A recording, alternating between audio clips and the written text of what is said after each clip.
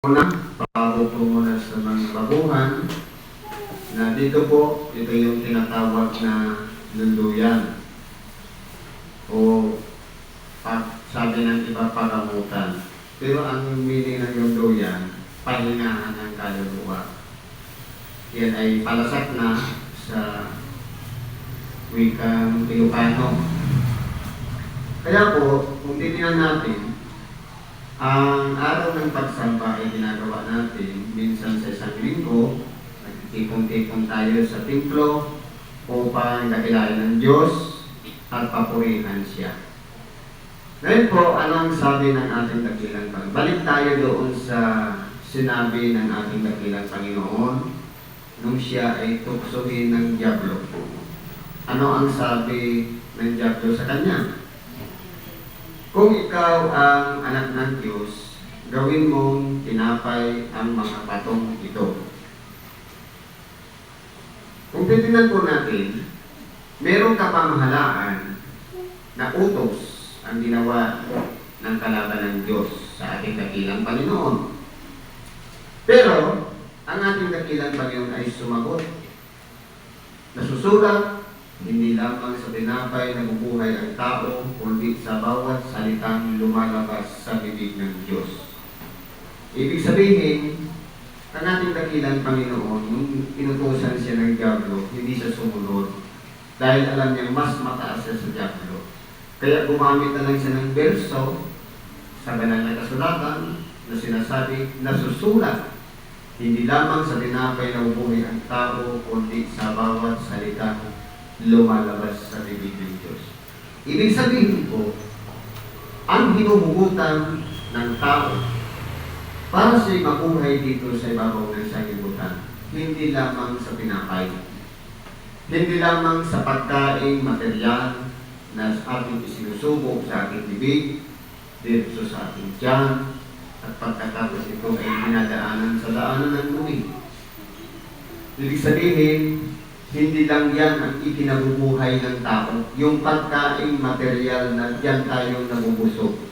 Kung sabi ng ating dakilang Panginoon, kundi sa bawat salitang lumalabas sa bibig ng Diyos. Ibig sabihin po pala, ang tungkulin ng tao, hindi lang para kumain, magpalakas siya ng katawan, ng pagkaing material, kundi kailangan din natin ng pagkaing espiritual, o yung tinatawag na tinapay ng buhay o salita ng Diyos. Sapagkat kahit sabihin natin busog tayo, kung hindi naman natin napasiguro ang ating nag-iisang kaluluwa, bangungutin tayo sa pagkibukan, wala na. Hindi tayo nakapagsisi. Kaya kailangan natin ang salita ng Diyos dahil yan ang nagpapalakas sa atin upang yung mga hamon ng buhay, mga problema, pagsubok, karamdaman, kahirapan, at kung ano-ano pang mga dago na dumarating sa ating buhay na natili po at yan po ay ating napagtatagumpayan. Dahil po yan sa salita ng Diyos.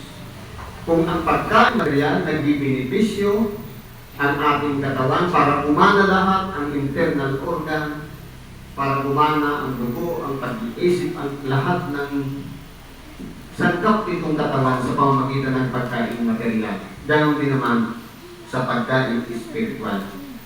Pinagkakaluban tayo ng malawak na pag-iisip, matiwasay na kalooban at higit sa lahat kapanatagan ng ating sarili dahil alam natin kasama natin ang Diyos sa ating pang-araw-araw na pamumuhay.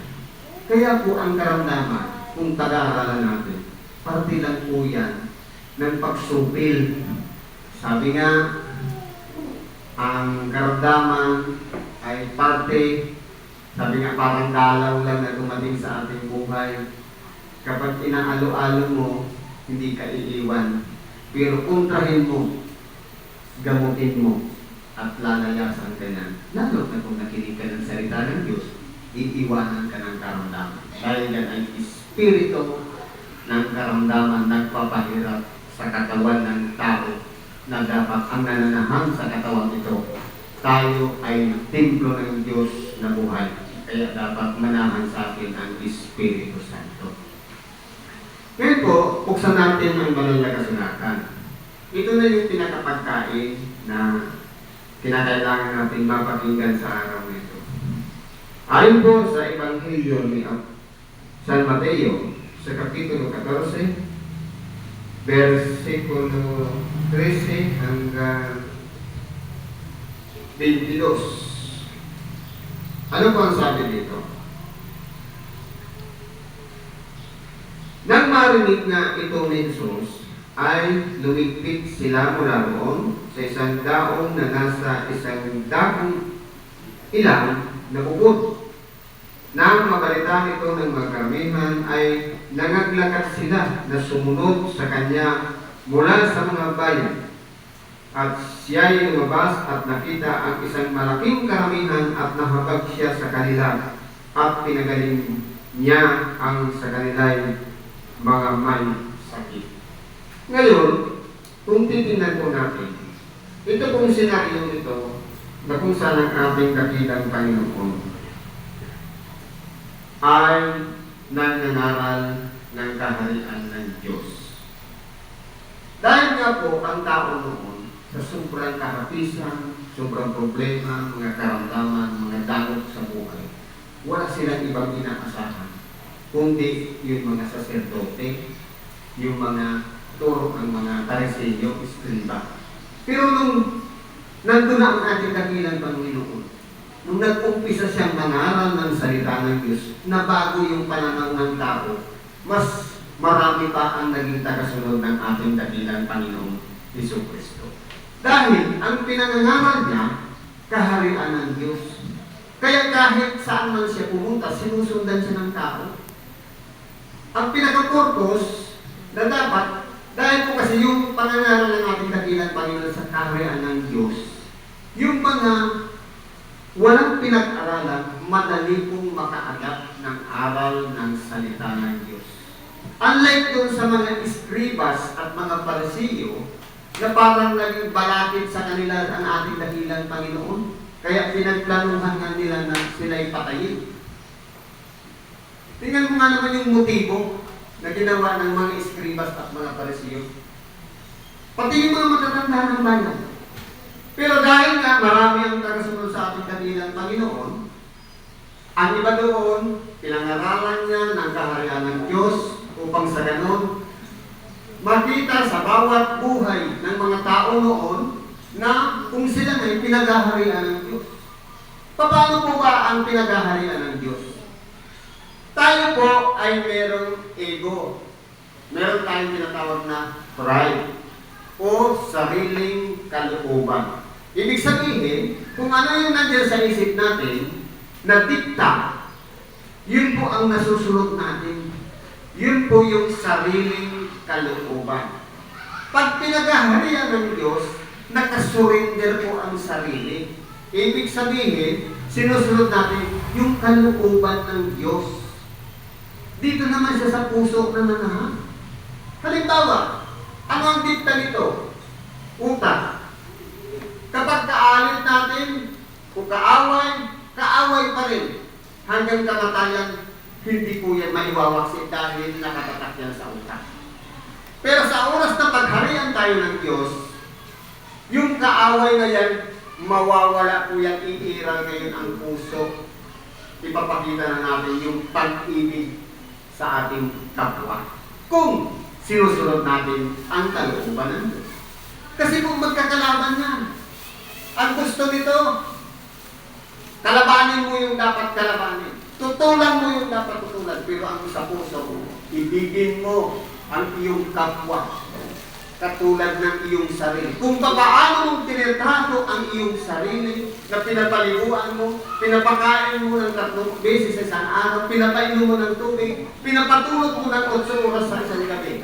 Ganon din dapat ang pagturing mo sa iyong kapwa. Dahil anumang bagay na ginawa mong masama sa iyong kapwa, bumabounce lang yan. Dahil paano kung halimbawa ang ginawa mo ng iyong kapwa ay pinagaharian din ng Diyos, di bumabounce lang yan, parang tatalik lang yan. Sabi nga, sa panukat na iyong isinukat ay doon kayo susukatin. Ibig sabihin, kung paano natin tinimbang ang ating kapwa, sasabihin natin, masama ka. Bumabawas lang po yan dahil yung panukat na ginawa natin sa pagtimbang, bumabalik yan sa atin. Kaya po, kung nagahari ang Diyos sa ating puso, wala na tayong kaaway, wala na tayong kaalig. Lahat ang tingin natin sa ating kapwa, kapatid. Minamahal natin ang ating kapwa. Yan po ang pinagaharian ng Diyos. Kaya po dito, ang pinangangaralan ng dakilang Panginoon, kaharian ng Diyos. At yung iba naman na nabibigatan sa kanilang mga pasanin sa pamamagitan ng kanilang mga problema, karamdaman lalo na dahil alam natin ang ating katawan ay marupok. Nakadesign po kasi sa mahinang kalagayan. Sabi nga sa ibang parte ng banal na kasulatan, ang ating buhay dito sa ibabaw ng sanglibutan ay katulad lamang ng isang tolda na pwedeng ipalid ng hangin, pwedeng masira. Pero ang bahay na gawa ng Diyos, ito yung walang hanggang buhay na ipinagtatalog sa atin, parang gusali. May pundasyon. Kaya kung nagiging matatag ang tao, kapag kasama ang Diyos. Pero kung tayo lang magsisiyasa sa buhay natin, magiging useless po dahil nga marupok ang tao. Hindi mo lang yan pakainin, magkakasakit na ng ulcer, ng hyper, manghihina na. Kaya kinakailangan natin ng kalakasan, nagmumula sa Diyos, siya lang po ang magbibigay niya. Ito na yung kaharian ng Diyos. At para hindi tayo mabigatan, kinakailangan tanggalin yung mga pasanin na yan, yung mga problema at karamdaman. Yan po ang naging purpose ng ginagawa ng ating katinatan. Kaya marami po ang nagsisisunod sa Kanya. Kaya anong sabi dito? Nang magtatakip siling na, ay nagsilapit sa Kanya ang kanyang mga alagad na nagsabi, ilan ang dakong ito at lampas na sa panahon. Paalisin mo na ang mga karamihan upang sila ay magsiparoon sa mga nayon at sila ay mga kabili ng kanilang makakain. Datapwat, sinabi sa kanila ni Jesus, hindi kailangan sila ay magsialis. Bigyan ninyo sila ng makakain. Ngayon po, maganda sana yung intensyon ng mga alagad ng ating dakilang Panginoon. Dahil, kumbaga, kung titingnan natin ang sarili nating kalakasan, pwede natin maiisip din yung naisip ng mga alagad ng ating dakilang Panginoon. Sasabihin natin, boss, pagkabi na, wala tayong may pamimigay sa kanilang pagkain. Paano kaya kung papuntahin mo muna sa palengke para bumili ng makakain nila? Di ba? Kumbaga, parang recess, para makapag-isip naman ang bawat isa na kung ano ang gusto niyong bilhin para kainin niya, binibigyan ng kalayaan sana na makaalis at yung karamihan para makabili ng kanilang pangangailangan. Pero ang sagot ng ating dakilang Panginoon, huwag mo silang paalisin. Tayo ngayon ang magbibigay ng pagkain sa kanila. Ngayon po, kung pagpapatayan yung karunungan ng tao, base sa experience ng mga alagad, ano kaya ang ibibigay na pagkain? Na samantalang kung pumunta sila sa palengke, pwede silang makabili. Dahil nandun mapuprovide yung bibili nila. Nandun pwedeng kunin yung makakain nila. Pero sabi ng ating dakilang Panginoon, huwag mo silang paalisin, tayo ngayon ang magbibigay ng pagkain. Ngayon, kung titingnan po natin, may kakaiba sa gagawin ng ating dakilang Panginoon. Siguro, kung ikaw na naman ang nasa kalagayan ng alagadong panahon na magtataka ka, ano kaya ang ibibigay ng ating dakilang Panginoon? Wala naman ditong palengke para makasustain ng ipakakain sa mga karamihan. Ngayon ang sabi dito, at sinasabi nila sa Kanya, dapat ang sinabi sa kanila ni Jesus, hindi kailangan sila'y magsialis, bigyan ninyo sila ng makakain. At sinasabi niya sa Kanya, wala tayo rito kundi 5 tinapay at 2 isda. Naging problemado patuloy yung mga alagad dahil sa 5 tinapay at 2 isda. Ngayon ang sabi ng ating dakilang Panginoon, at sinabi niya, dalhin niyo rito sa akin. At ipinag-utos niya sa mga karamihan na sila'y magsiupo sa damuhan At kinuha niya ang 5 tinapay at ang 2 isda, at pagtingala sa langit ay kanyang pinagpala at pinagputol-putol, at ibinigay ang mga tinapay sa mga alagad at ibinigay ng mga alagad sa mga karamihan. Ito po yung milagro na ginawa ng ating dakilang Panginoon. Kung aaralin po natin, sa isipan natin, pwede natin sasabihin, ano kaya yung isda? Lutok na o hindi pa? Ano kaya yung tinapay? Kasi kung tingnan po natin, 5 pirasong tinapay, pag pipira-pirasin mo, gaano lang kaliit yun? Kung kumpara mo sa pakakainin mong napakarami.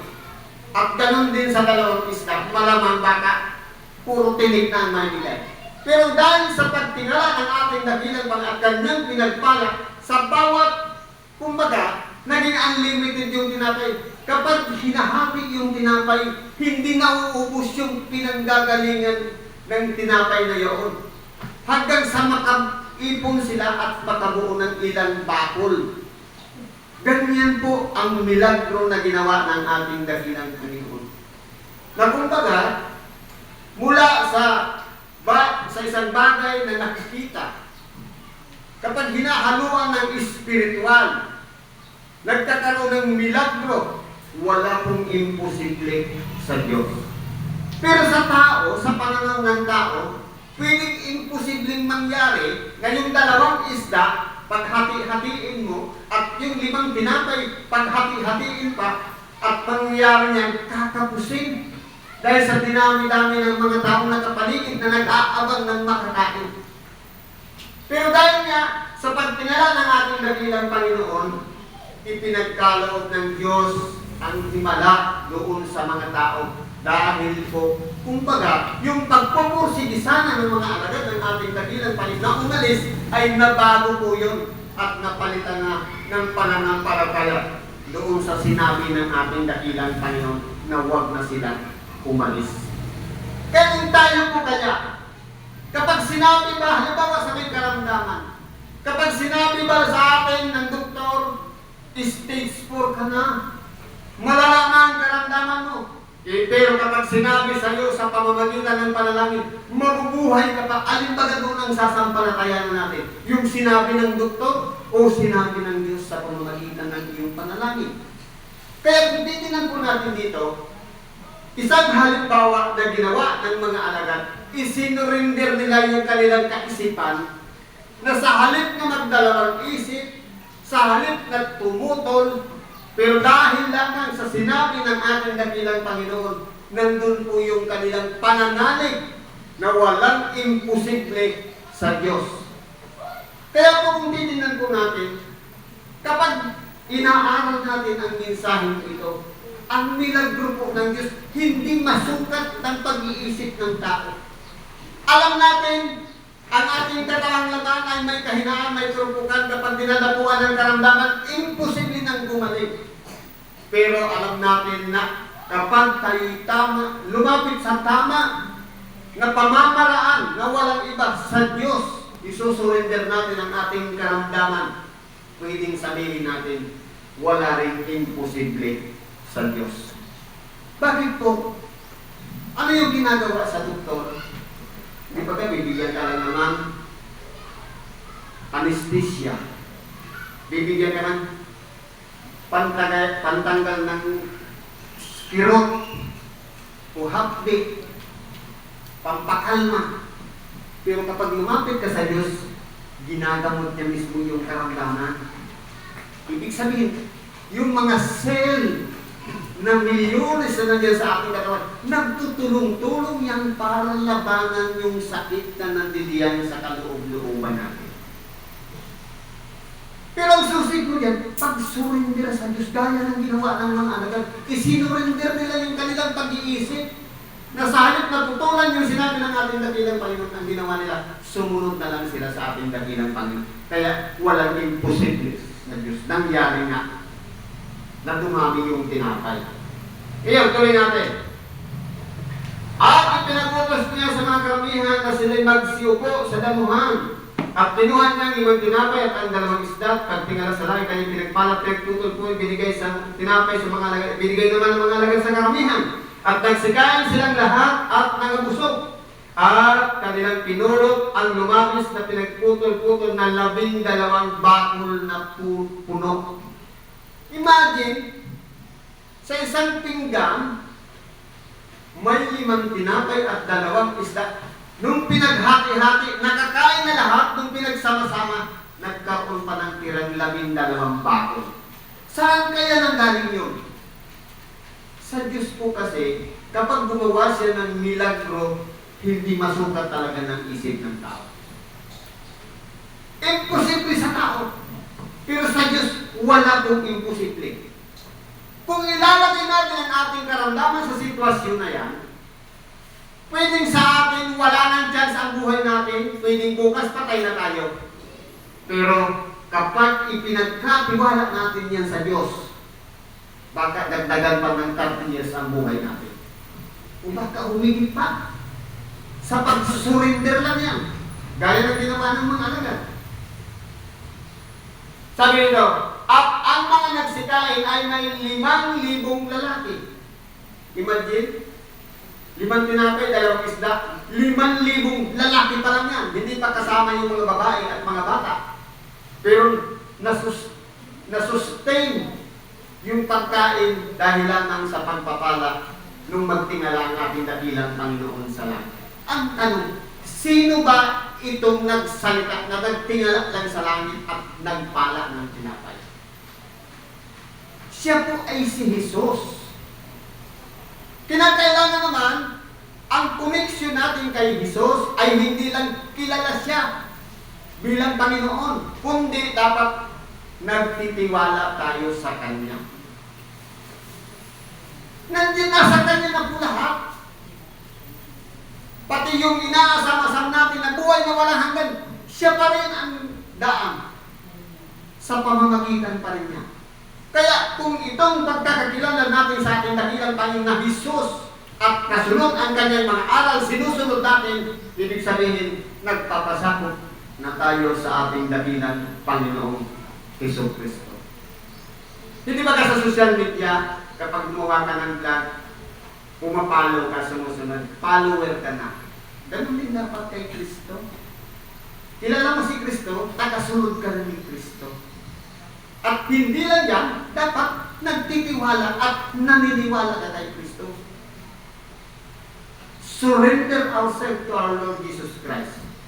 Yan po ang mahirap nating gawin. Dahil nga dito, sa ego, minsan nagdududa tayo, gagaling ba ako?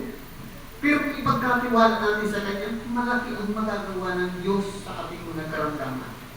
I-surrender lang natin sa Kanya. Siguro mababaw pa ang pagkakakilala natin sa ating dakilang Panginoon dahil may pagdududa pa. Pero sa oras na magtiwala sa Kanya, dahil ng 100%, hindi natin maabot ang ating pag-iisip. Kumaling pa pala ako. Di ba nga? Pagpapasalamat yan sa Diyos. Kaya po dito sa sinasabi, pagdakay, pinagmadali niya, kanyang malagad, nagsilulan sa daan, nagsiuna sa Kanya, sa kabilang ibayo hanggang sa pinayayaon niya ang mga karamihan. Sana po, ganun din yung ginagawa natin sa totoong buhay. Kapag mayroong lumapit sa ating tao, kumbaga, sabi nga, istimahin natin. Dapat bago siya umalis, busog. Ganun po magtrato ang ating dakilang Panginoon. Ang naisip ng mga alagad, paalisin na. Pero ang isip ng ating dakilang Panginoon, paalisin mo silang busog. Kaya, ngayon, mabubusog tayo ng salita ng Diyos. Ipasok natin yan sa ating mga isip, sa ating mga puso, at gawin natin siyang kautusan sa ating pang-araw-araw. Hanggang dito po ako. Salamat po sa Diyos. At anuman ang ating mga kahilingan, karaingan, ilapit natin yan sa Diyos. Ipagkatiwala natin sa Kanya. 100% walang duda. At ipagkakalog din ang ating kagalingan. Sa ngalan ni Jesus. Salamat at mapagpalang umaga sa bawat isa.